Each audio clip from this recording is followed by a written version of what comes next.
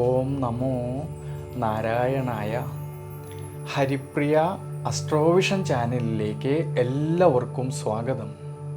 ആദ്യമായിട്ടാണ് നമ്മുടെ വീഡിയോ കാണുന്നതെങ്കിൽ സബ്സ്ക്രൈബ് ചെയ്യുവാനും ഷെയർ ചെയ്യുവാനും മറക്കരുത്. കൂടാതെ ജാതക സംബന്ധമായിട്ട് എന്തെങ്കിലും സംശയം തോന്നുന്ന പക്ഷം എൻ്റെ ഈ വാട്സപ്പ് നമ്പറിൽ ബന്ധപ്പെട്ടോളൂ. ഞാനിവിടെ പറയുന്നത് ഭരണി നക്ഷത്രത്തിൽ ജനിച്ചവരുടെ ആഗസ്റ്റ് മാസത്തെ ഗുണദോഷ ഫലങ്ങളെക്കുറിച്ചാണ്. മേടം രാശിയിൽ വരുന്നതായ മനുഷ്യഗണത്തിൽപ്പെട്ട നക്ഷത്രമാണ് ഭരണി നക്ഷത്രം. ദൈനംദിന ജീവിതത്തിൽ തൻ്റെ മനസ്സ് ആഗ്രഹിച്ചതായിട്ടുള്ള ലക്ഷ്യത്തിൽ എത്തിച്ചേരുവാൻ വേണ്ടിയിട്ട് സമയം നോക്കാതെ ലാഭം നോക്കാതെ വളരെയധികം പരിശ്രമിക്കുന്നവരാണ് ഈ ഭരണി നക്ഷത്രക്കാർ.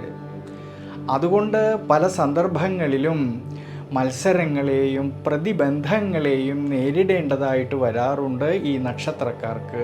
എന്നാലോ കുടുംബ ബന്ധങ്ങളിലും വീടിനോടും രക്തബന്ധികളോടും തൻ്റെ കൂടെ നിൽക്കുന്നവർക്കും എപ്പോഴും പ്രാധാന്യം കൊടുക്കുന്നവരും കൂടിയാണ് ഈ നക്ഷത്രക്കാർ.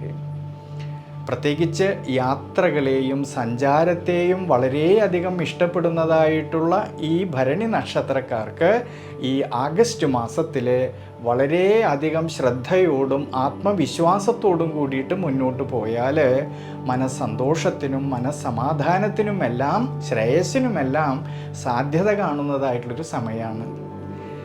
ജന്മരാശ്യാധിപനായിരിക്കുന്നതായ ചൊവ്വയുടെ അനുകൂലമായിട്ടുള്ള സ്ഥിതിവിശേഷം മൂലം ആരോഗ്യപരമായിട്ട് ഗുണാനുഭവങ്ങൾക്ക് സാധ്യത കാണുന്നുണ്ട് ഈ ആഗസ്റ്റ് മാസത്തിൽ.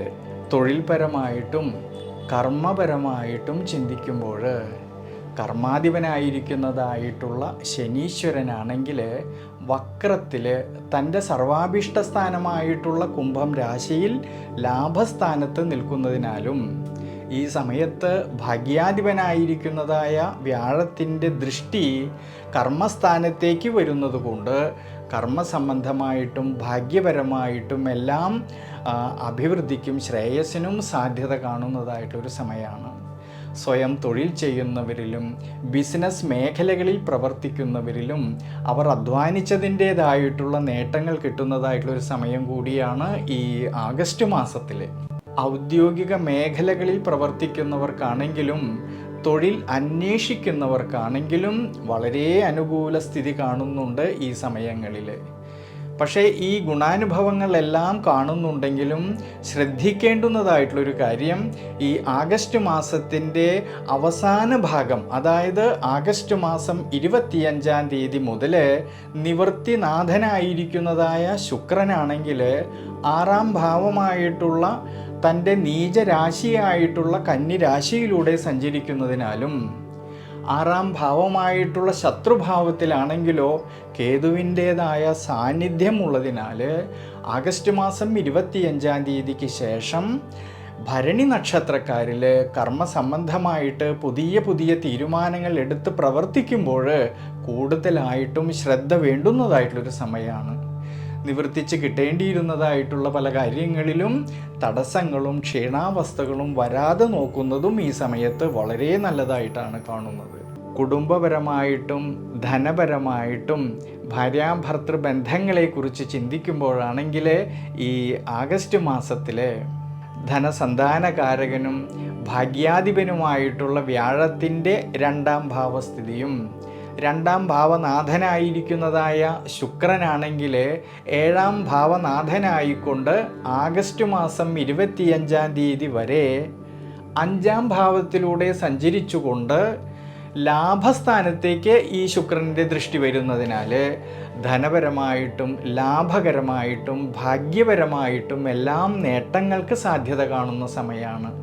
കുടുംബത്തിലാണെങ്കിലും ഭാര്യാഭർത്തൃ സന്താന ഭാവങ്ങളിലായാലും മാനസികമായിട്ടുള്ള സന്തോഷത്തിനും അഭിവൃദ്ധിക്കുമെല്ലാം സാധ്യത കാണുന്നുണ്ട് ഈ സമയങ്ങളിൽ.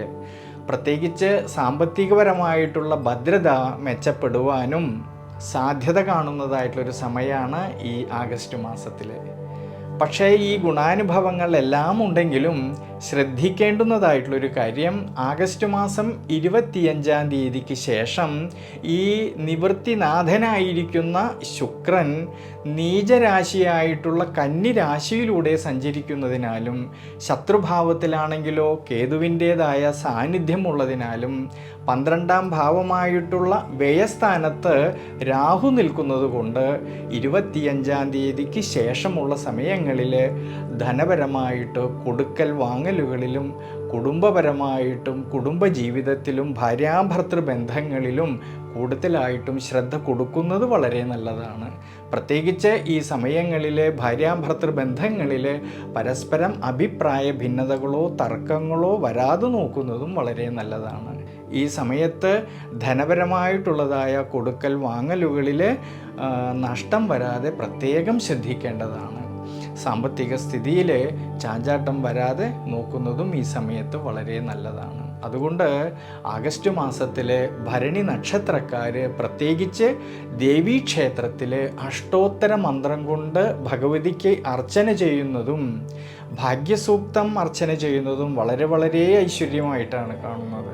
ശിവക്ഷേത്രത്തിലാണെങ്കിൽ ഭഗവാന് ചന്ദനച്ചാർത്ത് ചെയ്യുന്നതും പാർവതീ സങ്കല്പത്തിൽ ഭഗവതിക്ക് പിൻവിളക്ക് വയ്ക്കുന്നതും സർപ്പപ്രീതികരമായിട്ട് ആയില്യപൂജ ചെയ്യുന്നതും ഈ ആഗസ്റ്റ് മാസത്തിൽ വളരെയധികം ഗുണം ചെയ്യുന്നതായിട്ട് കാണുന്നുണ്ട്.